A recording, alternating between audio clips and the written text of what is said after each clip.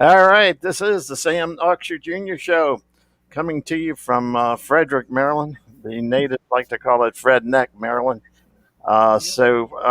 Anyway, we've got a great guest tonight. He is a longtime friend, so I can really dig him, but anyway, we have Ford Motor Company's enthusiast communications manager, Mr. John Clor. Welcome. Hey, Sam, thanks for having me. It's always fun talking to you. You know that. Well, I love it. I stuck a picture on the email I send out. It got today, where I think it was like 10 years ago that we did in Carlisle, or maybe it was 11 years ago, something like that, a long time ago. Yeah. But anyway, now that you've been promoted to what is this? Enthusiast communicate. How do you get that on your business card? That's you got to keep typing until it falls off the end, and then you turn the card over, and then you keep typing along the back. It's got flips. I got you. Yeah. I got you. I'll need one of them myself. So, anyway, how did you wind up with this role? I know you've got a long list of things, accomplishments. Well, it was. I call it evolved. Evolved. Yeah. I started at Ford in 1995 with this Ford Special Vehicle team. I left Auto Week magazine, which was a great job. Downtown Detroit, being a Detroit kid and writing about cars every week. That wasn't for people who got a car magazine every month. That was for people who got a car magazine every week. Oh, okay. Yeah, they're the problem people. Yeah, right. Yeah, so they had cars on their minds a lot. So that was a great job. But secretly, I've always loved Ford and the Mustang, and when I had the opportunity to go to a really cool operation called the Special Vehicle Team, which was an autonomous group. Yeah. Really, in many ways, Sam, it was a niche marketing experiment, which Ford turned into the longest running, best selling special vehicles group in the company's history, and they just turned 118 years old just recently. So yeah, well, I jumped, and I was there I thought it was the coolest job in the world. I was there for about 10 years. I did their communications. I did a lot of marketing, and then that thing called the internet came along. Oh yeah, I remember that. Yeah, somebody said about it's going to be big. I guess I don't know. I know. So I told my brother, I said that ain't never going to happen. I said, no. Nobody has computers. It'll never go. You're going to carry that around on your phone. Right? Who's got time Who's got time for that stuff? Right. It's crazier, Yeah. So then I was kind of drafted over to the SVT website, and of course, being autonomous, that meant all of our products were only on our website, not on the Ford Motor Company website, only on the SVT site. So that was all wonderful, except then the day came after about a decade at SVT that Ford wanted to disband it because we were a bunch of renegade outlaws, cowboys, making stuff. There was no rules. We were just on our own, and we were not with mainstream Ford. We had our own press fleet, our own marketing. The dealers paid for our marketing, not Ford. The engineering came out of Advanced Product Creation with Neil Ressler. It was a great thing, but when it died, I said, you know what? Not interested. I'll go back to what I was doing. So I did spend a time as a Detroit editor for Edmunds.com. But I missed press cars. Driving a Ferrari or something. That's fun. But then Ford called me back and they said, you know what? We're launching, and their stuff's got to go over to Ford Racing now. And we're launching an enthusiast section over there. So I jumped back to, I spent 10 years at Racing, Sam, another 10. Right. There. But what happened was, Ford ran into trouble like every other automaker in 2005, and they even mortgaged their logo for a while. Oh, wow. Now, they didn't declare bankruptcy. Yeah, I remember that. Yeah. Remember, it was tough. Right. So, yeah. Everyone else did, but they didn't. we took a loan out, but we paid it back. Right. We didn't declare bankruptcy. So what we did is at Racing, we had Team Ford Racing. I had the SVT Owners Association. I managed their website. But what happened was all that had to go away. So I was the guy that didn't want to lose my job. So I said, hey, don't tell everybody you're killing Inside the Oval magazine. Tell them we'll give them, instead of 12 magazines, we'll give them 52 emails. Right. And I'll do it for you every week. Oh, God. So Amy Allison, the head of racing, said, that's a great idea because enthusiasts buy most of my Ford Racing parts. There you go. Right? So that's how I stayed at Racing for 10 years. And then, of course, Racing got incorporated into what we now know as Ford Performance. And that's when I had some guy named Henry Ford III. Oh yeah, that Yeah, guy. some kid. He Yeah, became my right. boss. So when Etzel's son was there, he understood the value of enthusiasts to the company. Right. We have an army of loyalists. How do you leverage that to sell cars and to make people realize that Ford's cool? Yeah. So we launched this program, Club Connect, and now we've been there 5 years already. Yeah. Time flies, Sam, as you know when you're having. I really know that. Believe me. Look at me. Yeah. So my Flew job all is, over me. yeah, no, you really want to be out racing right now. You want to be out the drag strip. But Exactly. yeah, I have FordPerformance.com. I do that during the middle of the week, and then on the weekends I get to go hang around with guys like you Yeah. at Right. cool car shows, or most of the time with clubs to try to support their lifestyle and Right. get them up and running so that they can go forth and preach the Ford gospel. That's my Yeah. job. What do you do whenever you go do you go to an actual Ford club meeting, or do you just go Oh to yeah, I do. different events Yeah, like two things. Carlisle? Big Ford events. Ford does that, and they do it really well. They have semi-tractor trailers that cost $25,000 a day, and they have teams of people from agencies. They're great. But my job, really, Sam, is to touch and reach the people that Ford doesn't reach. And I told Henry III that when he was my boss at Ford Performance, and I said, "You do a great job reaching about 10% of the hobby that goes to Barrett Jackson. They go to Carlisle, they do Yeah. Tulsa, and they can write a check for $300,000 to make themselves a nice Mustang at a restoration shop." Right. But I said, "But Henry, that's not the hobby. About 90% of the hobby are the guys that don't have $100,000 cars. They have their family's old Mustang. Their whole life is their local club in their big city in the USA, and all they Saturday do, night. yeah, Saturday night they go to the Dairy Right. Queen, and that's Yep. what. And maybe they have that one show. Their club has a national or a local show, a regional show at their Ford dealer, Right. and that's their whole life." I said, "So what you're telling me, Henry, you want to spend Ford's money on the 10%? Guess what? I'll take the 90%." Right. Yeah, that's true. So It's a good point. Good point, John. Yeah. So because I can't go down to Anderson Ford in Clinton, Illinois, Yeah. with a semi tractor trailer and for 100 people, but I can take my little Club Connect Ford Transit for a couple $100. I can go down there for the day, set up a tent, give away posters. So it's either event support where they're at their show and I go there and I do a meet and greet, Right.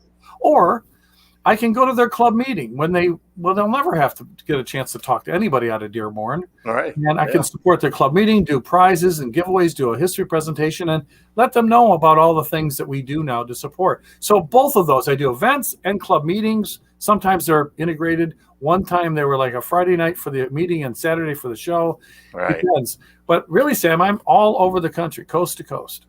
I believe it. I've seen all everywhere there. But you've seen the bald tires on my Transit. yeah. See if they can buy you a set of tires. Get that done. I'll put a vote in for you. Good. Maybe take up a collection at the next show. John needs some tires to get home. And COVID did put a big hurt on us, but then I just Zoom meeting myself to death. Yeah, exactly. And in a way, Sam, as you know, with this technology, in a way, I actually did more speaking engagements with COVID because I could do 3 or 4 a night. I couldn't drive to Davenport, Iowa, and get back by the next day. Yeah, exactly. So really, I did a lot of speaking and interacting with clubs last year, but now it's just glad to be. It's great. I'm seeing you at Carlisle, seeing the people and the cars. That was a major show there. That they really 3,200 and some cars, or 33, something like that. Yeah, they actually set a record. Can you believe that? I mean, a record. I know. I don't know if everyone was stuck at home or whatever. So, but now you before. Let's see. Wait, I seen something here. You were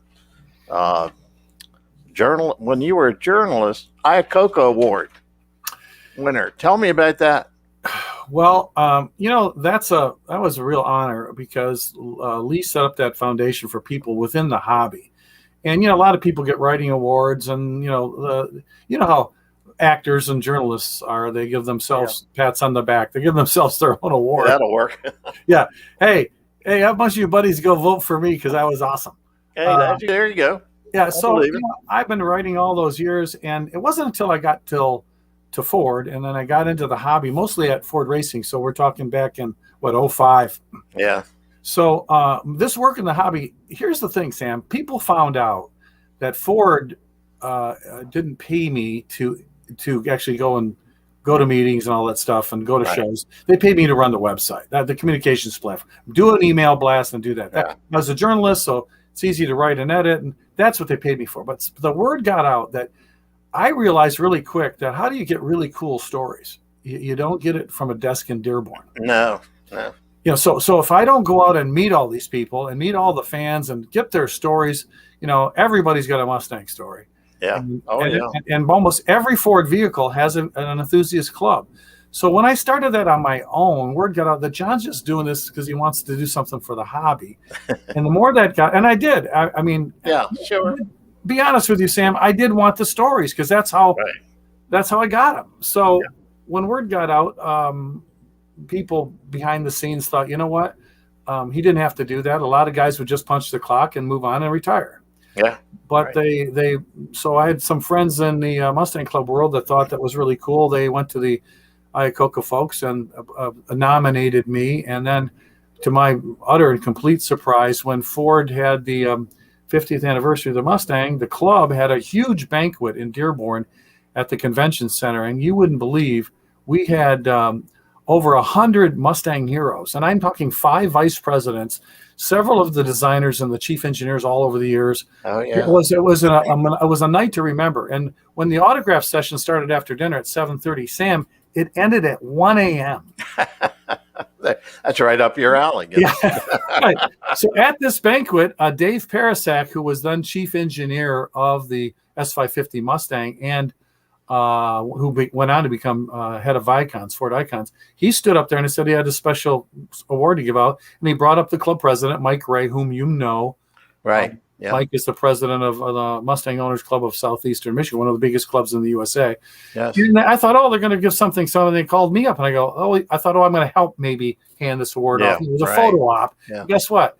They said, John, you've won the Iacocca Award. And I, for the first time in my professional life, I was speechless. Yeah, that's hard to believe. I don't believe that part. It's true. I don't know what to say.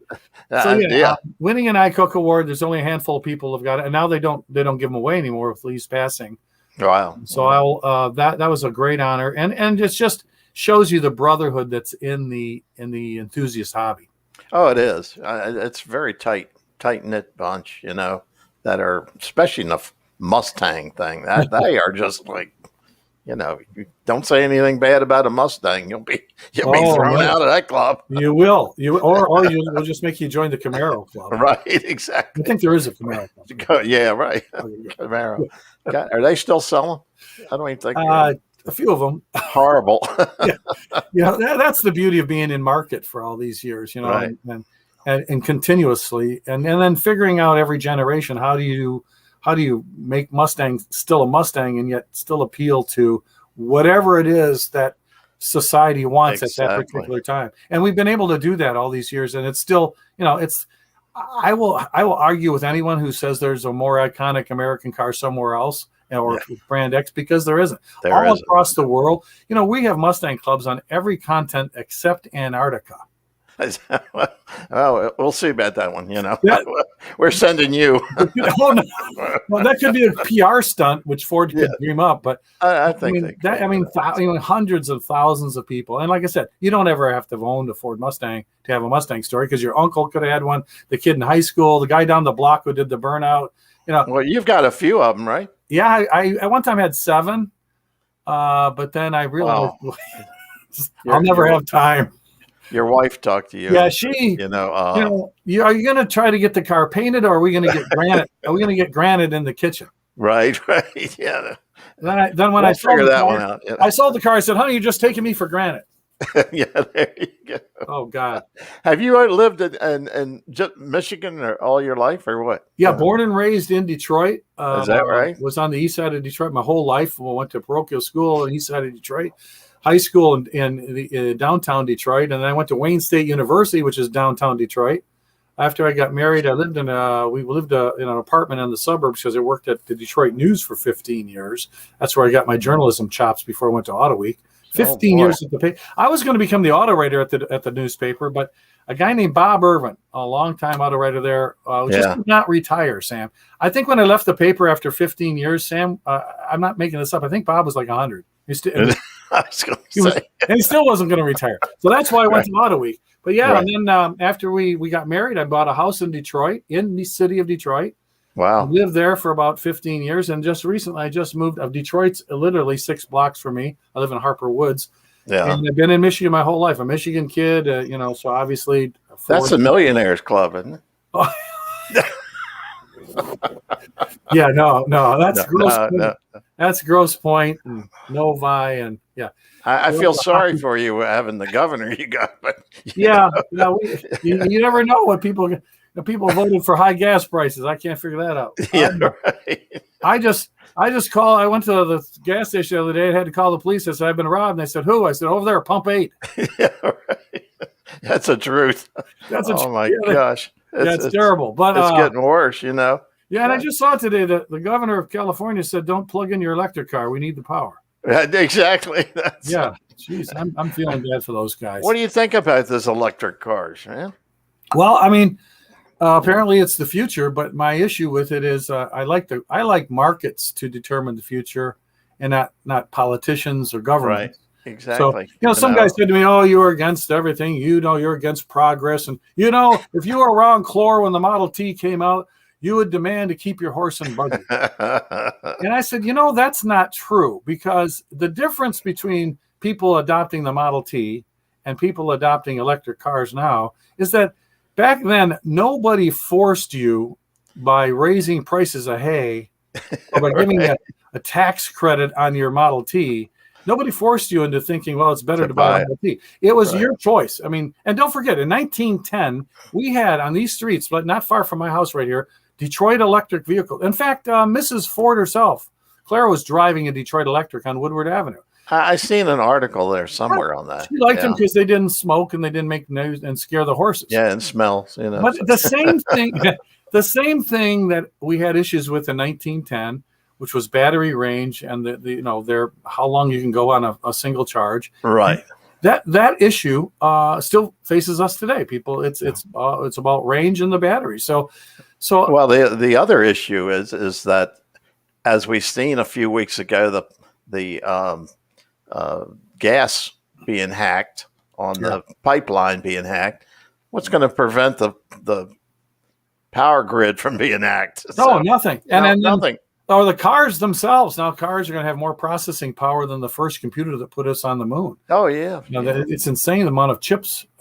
We can't get the chips right now, but the amount of chips that go into a typical PCM in a car's computers and electric cars are way more sophisticated. Oh yeah. In fact, they're interactive. Ford once, Jim Farley said there's probably more money in the data you'd get from a driver than selling them the car themselves. So that's how things have changed. So I mean, I'm not against electric if that floats your boat and that's what makes you happy and you think you're going to save the earth, go for it. But for me, the U.S. fleet is 12 years old, the average car. So it'll take at least a dozen years just if we all tried to buy one tomorrow. Exactly. And I think it's going to be a gradual process, and it may not be, there are discussions whether, a switch to electric power is actually technically more carbon neutral than the ICE engines, who have become so clean now. You can actually drive a new car through LA and the air going into the car is dirtier than coming out of the tail. It probably is, I believe. So yeah, I think it's going to be a process, and it will.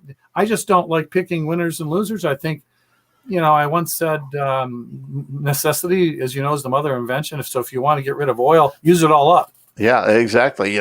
That's true. And then that's the market is the best decision maker. Our government doesn't have a great track record of managing things. No, we haven't made a good guess on that one yet. No, they've seemed to be missing the mark. As a capitalist and someone who's loved from a free country, at least right now we are. Yeah, for the first, hopefully out tomorrow. Yeah. So I just like to see the market determine what is best. And what did Henry? You build a better vehicle, and people will buy it. And that's right. That's and it's not less expensive. What did somebody told me that when Germany went solar and wind, the average household electric bill in Germany went up 300%. I can't afford any more for my electric bill. No. I think I want to spend my money on good things like food and travel, Yeah, right. And more gas. gasoline. And, right. I love that it was down to $2 a gallon. But when it becomes 15 a gallon, I guess you'll have to consider. Oh my gosh, it's unbelievable the way it jumped well, up. look at when Henry was around back in the day. You had to get gasoline at your pharmacy. They didn't have gas stations. That's right. They did, didn't they? Right? Yeah. There was no infrastructure, yeah. and so if it's a better deal and people, it's all, we don't want to lower our standard of living. At the same time, people are, what about global warming? Well, if global warming, if I get global warming here in Michigan, that just means I don't have to move to Phoenix. So no. My issue with that too is, I was into the sciences in college, and I know for a fact that our Earth has cooled and heated over a dozen times in the last 60 billion years. The last couple of times we had ice ages and the ice melted here in Michigan, what it did, those glaciers, was they moved backwards towards Canada. They gouged out the earth and the water melted and filled something that we call the Great Lakes. Yeah. That global warming that took place back then, Sam, there were no cars, there were no people, and there were no exactly. cows didn't have flatulence. It wasn't underarm deodorant. So I'm saying that's what I say. So if it did that then, maybe we ought to look at, maybe it's done that a dozen times already. Maybe it's not all us. NASA says it's the sun. It's whatever happens to the sun makes and controls our weather. Well, I mean, I don't know. Is there any better than NASA? If it is warming, it's warmed a billion times before, and maybe it's different reasons. Maybe a meteor did hit them and kill all the dinosaurs. But the point is, the Earth looks at us as ants, and they just flick us off its shoulder. Tomorrow, the Earth could have a burp and kill us all. Yeah, exactly. The panic and the alarmism, concern is good. Doing the right thing is good for the planet. But this alarmism and this, science is all about questioning. Science is built on question. Now, if you question it, you're what do they call you? A denier, non-believer. Yeah, you're a. You have little 12-year-old girls who are traveling the country saying, "You've ruined my childhood." Right. These people are nuts when I hear them. Yeah, everything is just like life. Everything should be in moderation, and the zealots, if you will, about self-driving cars, about the planet, about EVs. It's not the right path. I mean, human nature is to let things take their course and make. I don't really. How are you going to do a self-driving car that's 100% safe? I mean, is your computer 100% safe every time you turn it on? It does things I still can't. I can't explain it. Yeah. And then you call IT and they can't even figure it out. Exactly. I know. That's enough. Now they said, pretty soon we're going to get pods, and we'll just climb into the pod and punch in where we want to go. That way we can check our email and we can go shopping on Amazon on our phone. By the time we get there, we didn't even have to drive. Yeah. I don't know about you, Sam, but when I got of age and I got to be able to get in my automobile with a 4-speed transmission and a 2-lane highway, I drove out of Detroit. I drove up as far as I could. I went to Blueberry Farms and just took her out to listen to the exhaust. I mean, driving was a pleasure. Driving was a thing, I mean, didn't you feel great? That's right. The empowerment of the freedom that you feel having your own car, a pod. 16 years old, man. I was like, oh God, I couldn't wait to get the driver's license. Yeah. And we were out in the country. I had a car when I was like 11, 12 years old. Oh, driving on the back already. Yeah. I was I never got on the road, but we had a racetrack up in the woods, a circle track up in the woods, and we would wear that thing out, boy. It'd wear us out. We'd run out of gas, and then we'd have to bum money to get enough gas to keep running. No, that's it. I feel sorry for the generations of people that won't feel the empowerment of your own personal transportation device. And then, pods and train. If you love subways and trains and buses, or you want to take your bike to work, that's great. Go for it. Yeah. But, for me, that leaves more gas for me and more room on the road. Yeah. Stop buying stuff from Amazon and we don't have to have so many trucks. Put all those put those back on the rails. That made sense. Railroads are much more efficient than having all these billions of trucks out there. But I got to have it overnight because I need this piece of jewelry for going home. it's Don't so get and so's birthday, yeah. So, Yeah, but I yeah, feel it's sorry for wild. people who won't be able to experience what we for cars, your Oh my first gosh. car, No. and that freedom and the personality that you can put into your automobile.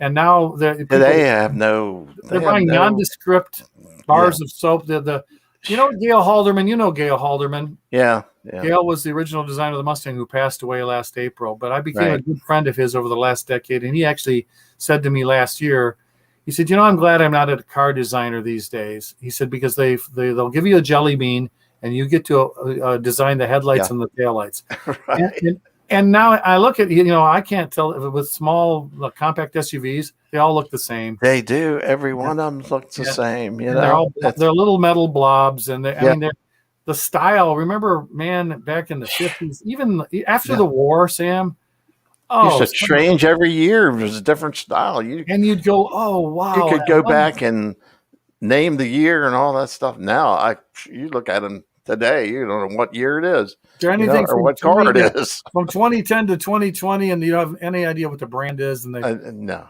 there's so no. that's indoctrinating us towards driving into a pod. We're gonna have a pod Yeah, on the track, kind of like when you're at the amusement rides. You're too young for a kid, so they put a little rail in the middle of it so you couldn't steer off the road. right. That's what we're gonna get because, and Sam, maybe it's better for us because I don't know about you, but today's drivers are the worst in the history of this country. Oh yeah, They they are are. awful. Young They- people don't need now, if they want to wait till they're 21, they don't have to take driver's ed. They can just go at 21 and apply for the test. And if they pass the test, they get their license. So because nobody's really physically trained in an automobile with a Right. Yeah. person, they're horrible. They are the one thing they're saying, oh, so we need to make cars safer because all the car. There's one thing in your car right now. It's been in your car for decades that if that safety device was ever employed, millions of people would save their lives. It's something called a turn indicator. Right. Yeah, I know. Not used. They don't use that. They don't. They just turn. There's It's an obsolete item. horrible drivers. Oh Just so God. maybe we need self-driving cars, Sam, because the new generations of drivers certainly can't drive the way we can. Oh my gosh! I tell you right now, it's crazy out there. You got to Oh, watch every one of them. I know, and I have to be careful because that may offend someone. And everything we say today. Yeah. Oh yeah. Well, they can flip the channel somewhere else. Yeah. Oh, God. It's tough because I understand Ford's got a job to do. We want to be inclusive Right. but at the same time, we're a very patriotic company. We not only put Detroit on wheels, we put the world on wheels. Right. We changed America. We created the middle class with that $5 a day wage. We won World War II with the arsenal of democracy. We're part of the fabric of this country, and That's right. I pride myself on when I'm in the tent, I listen to what people say. How do I know what to write about? Right. What's on their Yeah. mind? Well, Yeah. you listen to your customers, you listen to owners, Yeah. and then guess what? They'll tell you, and that's how we connect with owners and The customers. club. We listen Right. to. Yeah. That's kind of like what Mustang has done. Hey, I want to be smaller. Okay, you're small now. I want to be Right. bigger. Now you're big. Yeah. I want big V8s. Okay, I want MPG. Okay, now Right. I want HP. And as you give them what they want, they buy your stuff. That's right. That's right. I mean, it's that Mustang, the electric car with all the horsepower it's got. It is an amazing piece of equipment, but realistically, I don't think it really fits in the average Well, it may Mustang. not be for buyer, everybody, but some people love the technology, and it's freaking fast. I mean, Oh electric gosh, motors, no. torque is instantaneous. And this new Ford Lightning pickup is actually faster than I was on the PN96 Lightning SVT team that developed Right. the original Lightning, the second gen, Yeah. and that new electric truck is faster than our supercharged Version. Lightning 0 to 60. So I mean, the technology in of itself is cool, and but like I said, it may not be for everybody. And I just Right. the I know. government and companies realize that there should be a mix of the best. Science has always proven that keep questioning, keep improving, and that's how. I remember when we went to the moon. I remember people going, "That's the biggest waste of money." Stupid thing, that experiment. Right. And from the original moonshots and from the space program, we developed MRIs, which saved our lives. The microwave oven, Oh, gosh, solar yeah. panels. Right. and that all the technology that's developed there, may take a while, but that's where, ideas need to be fostered and cared for. And I think I'm still looking for the car that I don't want a car that runs on water, because water is going to be the next shortage. Yeah. Out in California, you can't. Yeah, when they turn off the Hoover Dam, there'll be a lot of thirsty people down there in the desert. Right. I told them not to build Las Vegas so big. That's right. We'll all move back to Detroit, but by then we've already knocked down all the abandoned houses. We'll have to build. There's problem after problem. It is. I don't want to be governor. Yeah, right. The other thing is they're not allowing the kids, younger people, to go into a class that they actually work with their hands. Everybody can't do a computer. Everybody can't go to a college. Well, look at the colleges. First of all, their tuition's gone up 3,000%, and so after you spend $250,000 on your education, you make $3.50 more an hour, because you graduate from the front of the McDonald's to the fry. Right, exactly. And some of these degrees, I got a philosophy degree. Well, okay. Yeah. Now what do we do? I don't see that. I've been looking in the classifieds. Needed philosopher. Well, look at studies. You and your gender studies degree. That's all fine and good. It makes you feel good about yourself, or maybe for other people. But I don't see anybody hiring for that. By the way, when your air conditioner goes out, your car breaks down, your plumbing backs up. Exactly. All the people fixing those are older people who would like to work with their hands. Right. And now, car techs, Ford is really being aggressive on getting young people who are not going to go to college and go into debt for a degree that's useless. But if they work with their hands, you can, as a tech, as an auto tech, they're highly skilled people, and they start at 60, 70,000. I know auto techs that have been at my dealership, they're making six figures a year, and they will make that through their retirement because they use, and there's some sense, Sam, of, I don't know, when you work with your hands and you fix them, some satisfaction. Sense of proud. Fact, you're proud of it, and you're proud of what you have done. Yeah. But, Elon Musk even said, hey, I don't want these college grads. They want to start at the top and go down, Yeah, they want the corner office and start. Right, exactly. He said, I don't want none of that. Beyond that, Sam, I mean, who is going to do the electrical and plumbing and build the highways and the roads? And I mean, you can't have everyone just think they're going to work in the service sector. Exactly. You need to work. You need to building and manufacturing. We've outsourced everything to China, and that's why they're growing into a superpower. Can you imagine getting into war with China when we build all our planes over there and they go, exactly. hey, listen, we're having war with you, but would you send us some jets? You shot the last ones down. Right. Yeah. It doesn't happen that way. We need to manufacture. Our blood pressure pills are all manufactured over there. Tomorrow, if we stop building them, making blood pressure pills, we'd all die. So we're all worried about this silly stuff. So that's why you need to get in your Mustang. You put the top down on your Mustang, you fire it up, and I hope you got a better exhaust on it. Rum, Right. Sorry for all the Earth folks it sounds a little louder, but and then you get out on that highway and put your troubles behind you. Exactly. America's still a wonderful place to go driving if you get out of the congestion, and there are beautiful places in Michigan. I love to go cruising with the group and hanging out with friends, because the cars will come and go maybe, but the friends you make in the Mustang Club. There you go. My friendship with you, Sam. They said after our first interview years ago, Carlisle, I'll never see you again. He's never going to have you on again. Sam Oxwell. It took a while, I mean, He'll never see you again. Boy, you never see you. Get rid of him. No. Yeah. Give me somebody that knows something. Right. Exactly. No. So that's why I'm into it. And it's a very fulfilling job it's an important role, I believe, at the company, because other companies don't have communications manager for enthusiasts because they don't have this many enthusiasts. Yeah, that's true. There again, it's demand. Yeah. Loyalists, you become loyal. I mean, I know you hear about Apple and, Coca-Cola. Well, not recently. They've made some dumb mistakes. Or maybe Strauss. But there's people loyal to a brand, and there's a reason, because the products are usually good. It's not because whatever. And if you don't make good products, your loyalists will go away. Then it doesn't matter what your brand was. It'll take them long. Gone. You're gone. And so to me, having a company that has such a great loyal following it's an honor. And then how do we get them all to be on they're way more valuable to Ford than our advertising agencies, our Facebook pages, our little videos Exactly. on YouTube. Because I'm a believer, Sam, that the way to pass the torch on auto love is to have young people get exposed to the hobby. And once That's they right. see our shows and our cars and these cool people and meet the guys that build these cars with their own hands, they go, wow, this is something I enjoy. It's a wonderful way to pass the torch. I don't believe that YouTube videos are going to get them all excited. Or That's what I was going to say.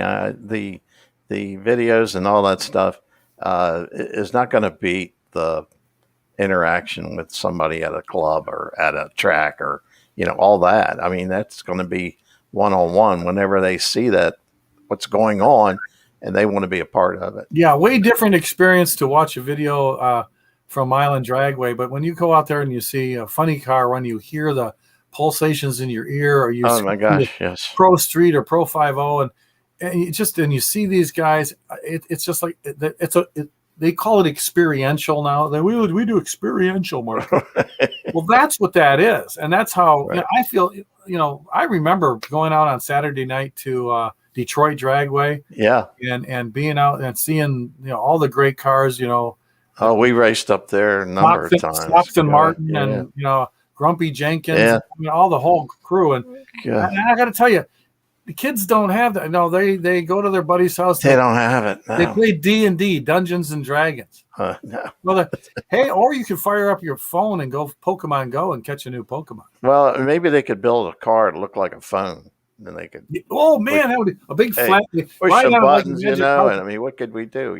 So I think kids will, when they go to a car show and they meet the people and they get to talk to them. Unfortunately, we're creating a whole generation of people that don't interact with humans. They don't even want to go buy their own groceries. They want somebody to go pick out all the soggy, the worst green peppers in the whole place, exactly. and deliver them to my back door and leave them on the porch. Yeah. Slide my dinner under the door. I'm in solitary. Yeah, exactly. It's crazy. I feel sad because, unfortunately, what people don't realize, humans are a society-built, interactive species. One-on-one. We need that interaction with other humans, and we're going to turn into a bunch of wackos if we are careful. We got enough of them. Yeah, that's true. Maybe that's part of it. Yeah, so right. Get me. In fact, tomorrow night I want to get in my Mustang. I'll drop the convertible if it's not raining too hard. I'll drive out to the Ford Yacht Club on Grosse Ile, which is where a lot of Ford retirees brought their boats. Yeah. And Jack Telnack, who was a vice president of design for many years, to design the Fox Body Mustang and was the lead designer on that, at least. And he was known for the oval. Remember the Taurus, the 86 Taurus? Oh, yeah. Saved the company. Jack did Thunderbirds. He did a lot of great cars. He's going to be there. I think Bud McGaldy may be there. Bud was the chief designer of the SN95 Mustang, the 1994 version. And he worked with that Skunk Works team and hang out with the club and sit on the shores there of Lake Erie and looking up the Detroit River to the skyline and have a sipping on a cold iced tea. Yeah, and hanging out with a bunch of Mustang people. Listen, I can get up there if. You should fly up. I can't get enough gas. Forget that. That's can't afford an airline ticket. Use your private jet like everybody in the G7. Oh yeah, it's parked outside here. No, so that to me, that's where, if I can empower the clubs to go out and get young people interested in this, I know they'll see how much fun it is. I know they'll see the joy that a mechanical device like an automobile, when you work on it yourself, you customize it yourself, and you go play with it, and you personally make it happen. That's you did it. You didn't write a check and it came in the mail that way. It's all about you, and I think it's really great to have that outlet, and I think that's why. We did. That's why people love driving. That's why people. That's why the car works. That's why. That's right. That's why Henry Ford. And why we're not, a wilderness anymore, and why we have the highest standard of living in the world. And we changed. That's what I say. How come our country is so advanced and some of these other ones are? We let these things happen. We're not going to go into that story. But, mobility is a basic tenet of a free society. If you restrict mobility in your society, then you restrict creative interaction. Everything. It all starts there. And look at when Henry Ford was making that first car. I mean, if you were the billionaires would have their chauffeur-driven Phaetons, right. And you would have the horse and buggy, and you may have grown up in a small town in the Midwest and maybe tended the farm. And if you were lucky, you could drag a bunch of your stuff over into the town a few miles away and sell it on your buggy. And maybe you met the woman of your dreams at the square dance in the town, and you married her in the church that's in town, and you died in that town. You're buried behind that same church. Right. But now you can get in your car. You can drive across the U.S. in 2.5 days. Yep. The entire United States of America is your oyster. You can do anything, go anywhere, start fresh. People move. Right. You don't like the climate. You don't like the neighbor. You can go anywhere you want. And exactly. Mobility is key to our freedoms. And I believe without cars, Sam, I don't think we couldn't have it. We wouldn't have it. It should be for the rich. And cars shouldn't be, cars are the most expensive now than they ever were. And we're going to get to the point where they're going to be unaffordable for the typical middle-class person. When that happens, we're going to go back into the same problem. Right, exactly. I want, and that's why the used car market has gone crazy. Right. I mean, and I don't want a Chinese car that runs on 3 pin light batteries. Yeah, exactly. Because it's $300. Yeah, and that's why I say good old American innovation, and that's what we need, and to keep pushing ourselves as a society and build great products. And that's why I'm kind of proud to be with this company. And more than honored to represent the voice of all those enthusiasts that have everything from 406 Galaxies to Mercury. Oh my gosh! And one of my favorites, the 58 Edsel. Oh yeah, love the Edsel. I try and find one at Carlisle every year that is really just an outstanding piece. But gosh, it's crazy. That's unreal. That is, and then but they're restoring all this stuff, all this crazy. Well, and the question now is, so we're restoring it, but will our kids want it? Yeah. Well, they even look at it. They're not going to NASCAR races as much. You don't see them at the drag strips. They're not in the club. Right. Yeah. Since they're home doing other things and they think it's cooler. But the question is, so when I know several guys that passed away, and the wife calls me and said, "Oh, my husband had 5 Galaxies, and said they were all worth 50. Well, now they're worth 30 because the market's flooded with them." Right. And it's like street rods, the 32s, and the fat fendered cars. Yeah. Right.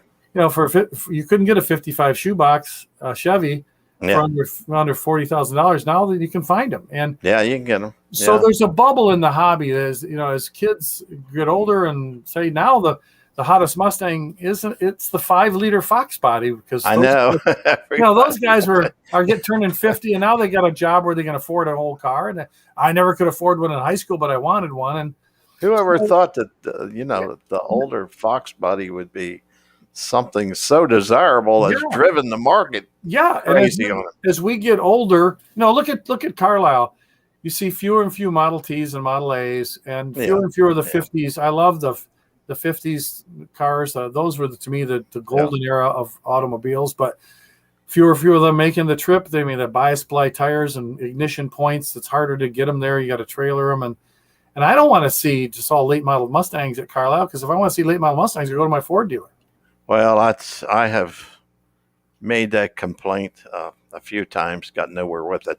That they need to bring the older 60s, 70s, or whatever down on the field. Get them. People go in there and they don't even know they're there. Yeah, not up on the hill. And the other thing is, the way to encourage them, like what clubs are learning. Carlisle could learn a lot by saying, if you own a pre-19, say, 68, right, then you get it for $5. Yeah, right, exactly. Because that way, you take the burden of towing them, and there's a lot of money involved in going to Carlisle with the hotels and food. Exactly. With clubs, they shouldn't charge young people. If you're under the age 25, you should have free admission to all the events, and your membership should be $5 instead of $45. And if you get involved in the club, the club should work towards marketing itself through you. Right. Use social media. There's a million ways that clubs are now learning that lesson, and that's my job and my goal is to spread all that best practices so that clubs will understand. Hey, we can get young people interested. Exactly. They do like cool cars. They Yeah. really do. And the best way to get them involved is through us. Yeah. And I've had people say, one guy that was in the store, he says, I like the older Mustangs, but I don't see them up there, Carlisle. I'm not going back. And I'm going like, I passed that on, but it didn't get anywhere. But it's whatever.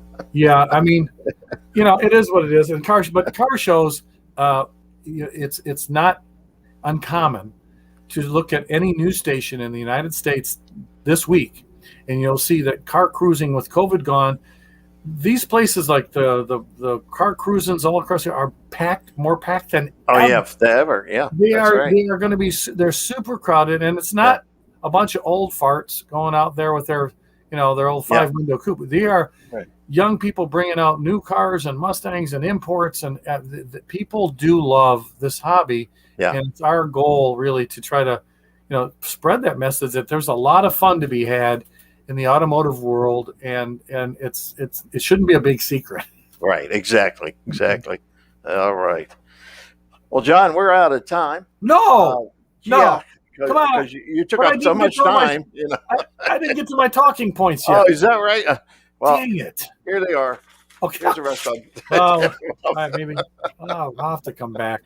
So I do want to talk about the future of the hobby, and I want to talk about the future of cars like the Mustang, and what personal. Well, come on back next month, and then we'll get. Meanwhile, I'm going to talk to your guy, the Mustang. What's his name? I had his card. I met him with you up at Carlisle. Mike Gray. Yeah. Right. Now he's a treasure trove. He is, he has his own council. His club has done so well that in the winter he'll set up a seminar for all the clubs in the Midwest to join in and just share ideas and for free. He doesn't look at other clubs as competition. Right. He looks at us as all brothers, and let's go make this thing work. What a cool guy. Exactly. Mike Ray is a unique talent, and definitely talk to him. But I'll have to come back because this is a big topic. What's going to happen to motorsports? Are we going to be like our slot car sets in the 70s? We just watching it around the track. I don't know. We should talk about that. Yeah, exactly. Well, one encouraging thing, last week NASCAR had a huge crowd at Nashville. I was amazed. They said they were, quote, sold out. I don't know if they truly sold out. But it's close enough. Looked like it to me. I want to see them get interested in the racing and not in the infield having a party. They're looking for any excuse to have a party. I have so many critiques to go with their. They give you no information about the car. Raise the hood. Let us look under the hood of the car. What the hell kind of motor do you have? Or whatever. Well, that used to be Sam. I don't know about you, but when NASCAR first started, it was stock car racing. I talked to the Thunderbird Club recently about the Thunderbird's history of racing and how back in post-war America, you took the car you bought in the showroom. It was win on Sunday, sell on Monday. Exactly. Those cars were the actual. We had the same a 427 or a 406 or a 426. Exactly. That's what you bought. Now the NASCAR racers are not. They're not made by the manufacturer. They're like customized go-karts. Yeah, exactly. I mean, I wouldn't mind the day. That's why I think Trans Am was so cool, because those were Mustangs and Camaros and Javelins and Barracudas.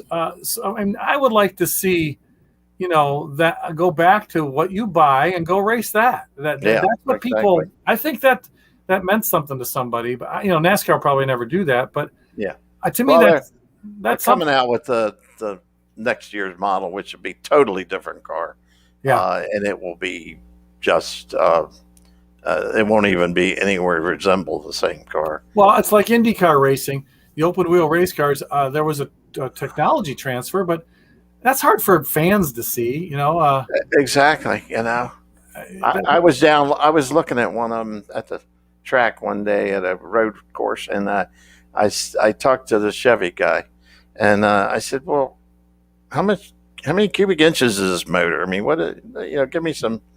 He says, "I'd have to shoot you if I told you." I'm like, "Is it really that? Is it Yeah, really that it's like those secrets. secretive?"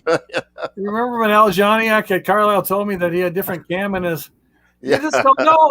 You know, the garage door closes, the lights go off. Who's messing with my motor? right.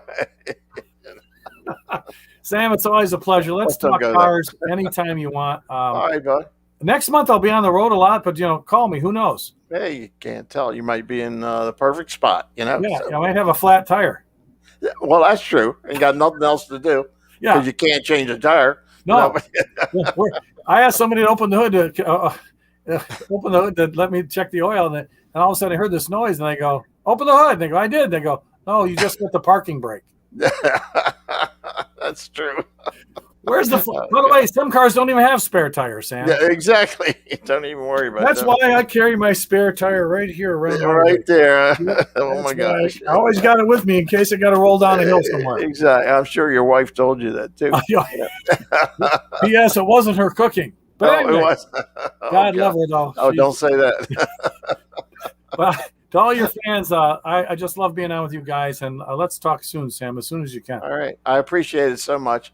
You're a great friend, and we'll see you down the road. But meanwhile, we're going to have another show with you. So Great. you are entertaining. So look very forward. good.